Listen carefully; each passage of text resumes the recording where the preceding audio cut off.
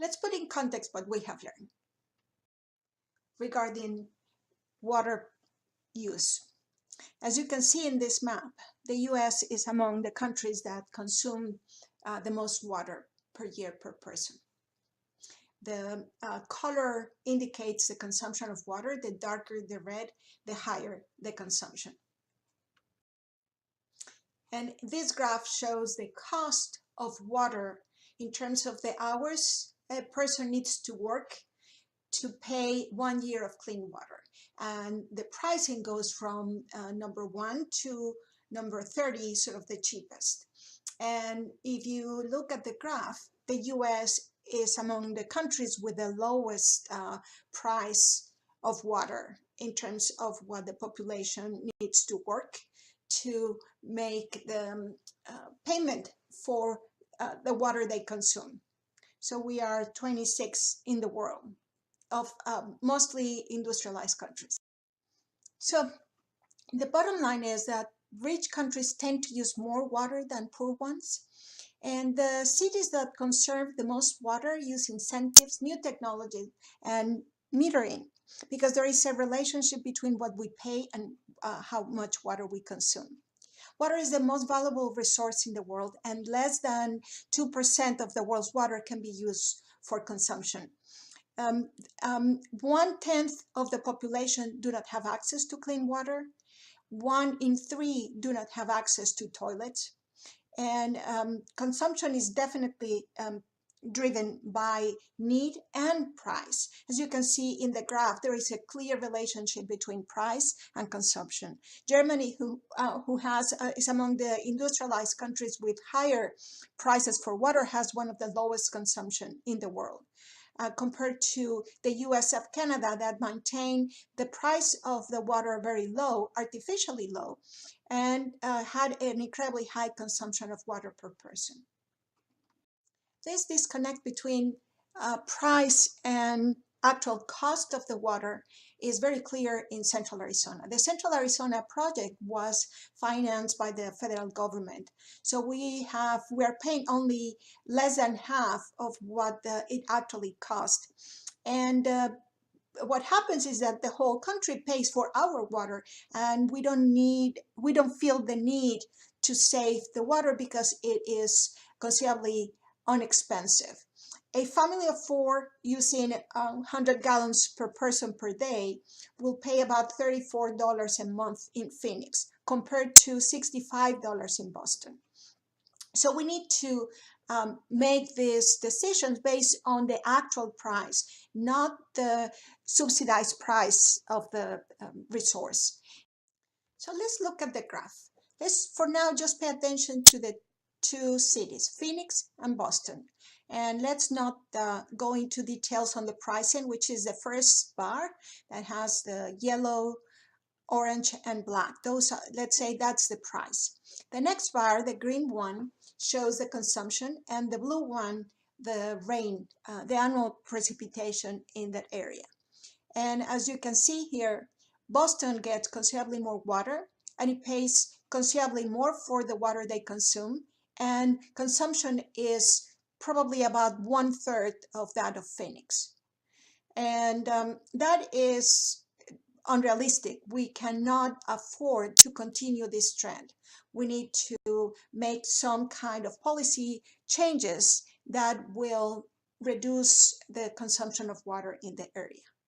So those are variables that affect our behavior, but at a more macro level. At a individual level, we know that if we own the home and pay directly for the water, we tend to conserve more than if we live, for example, in an apartment complex and we pay a fixed rate. In general, conservation is better when you own the place, when people appeal to you and you make a public commitment, and when you are expected to do is familiar, you know how to do it, you know how to implement it, and it's not a big burden to change. So water conservation, we know, can be improved with different strategies. Education and prompting alone do not work. It's important, it's necessary, but it's not sufficient to change the behavior. Public commitment and feedback about the savings improves water conservation. So, and a critical point seems to be signaling the consumption above a critical level. People feel bad about that and may reduce consumption, but feedback is really important. And the other strategy that works is water pricing in relationship to consumption. One of the problems that we have changing behavior is that we think we know ourselves and we know how do we behave and what we need to do to change our own behavior. Saldini is a professor at the Tempe, and he conducted this study in a hotel in Phoenix. What he did is he asked people to what extent they will be willing to reuse their linens and towels with a message. And he asked them what message will be the best for them. If they appeal to them as citizens, as the male or female, depending on their gender, as a person environmentally concerned, as a guest of the hotel, or as a guest of a particular room. So he will personalize the sign that is typically posted outside the doors, in the bathrooms in the hotels.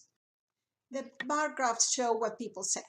They thought it was going to be better if the message addressed their role as citizens, male, females, or environmental concerned people. Those were the three preferred in terms of importance. So the next was to compare those tailored messages appealing to those characteristics and compare that to the standard environmental message traditionally placed in the hotel bathrooms. So in the second study, they used the information that people gave them and they created the messages. And for example, they say, join your fellow citizens in helping to save the environment. And ended up with, you can join your fellow citizens to help save the environment by reusing your towels during your stay. And then the other ones were similar, join the men and women, join your fellow guests. And in the last one, they specifically said, join your fellow guests who stay in this room, and it was the room number. What they found was not exactly what they were expecting, not what people thought was going to work with them. So essentially, if you look at the bars, it shows that the most effective message was the one that was specific to the person in the same room. That was the highest response. More than 50% or close to 50% of the guests agreed to reuse their towels. So essentially what this shows is that we don't necessarily know what is going to work to change our own behavior. People studying the art of persuasion have found that asking people to make an active public commitment voluntarily has a significant impact in their behavior. So it's a small request, but tends to have a relatively big impact. So people have used this to reduce smoking in smoking cessation pledges, in reducing electricity consumption, in increasing recycling of newspapers and other cans and other products. So it's a relatively small effort, and it may have a big payoff. And at the bottom of the page, you can copy some of those links and try and see how people use pledges to reduce electricity consumption, water conservation, and so forth. But water rights are a very difficult issue, and there is no agreement what's the best way to manage it. In the case of the Upper Colorado River, there are a lot of criticisms regarding how we are managing the project, how we are managing the water, and what is going to happen. There has been different strategies. They're trying to negotiate what's the best way to conserve and distribute the excess water that sometimes is left over after a good rainy season. But we don't have the answer to those things. I think the key is how can we conserve and what is the best policy regarding consumption. We cannot continue at this rate of consumption with golf courses in the desert.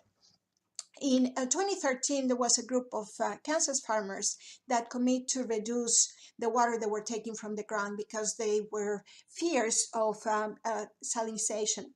And they agreed to reduction of the consumption. And what they found the next year is that there was not a reduction in the crop. They were concerned that if they use less water, their production was going to be reduced as well. But it seems like there is hope. A small group of individuals, relatively speaking, that can communicate, that can check on each other and verify that nobody's cheating, can really achieve a big change in water management. So we need to come up with alternatives to to create these systems where we reduce our consumption and conserve all these valuable resources. Something to keep in mind is that nobody talks about the water needs of fish and wildlife and how we are going to guarantee that there's going to be fish and wildlife in the future. And we are in this pattern of consumption, like the water is illimited. And we now are having major conflicts due to water resources or limited water resources and scarcity. There are problems in California that has been magnified by the fires that we had in 2018.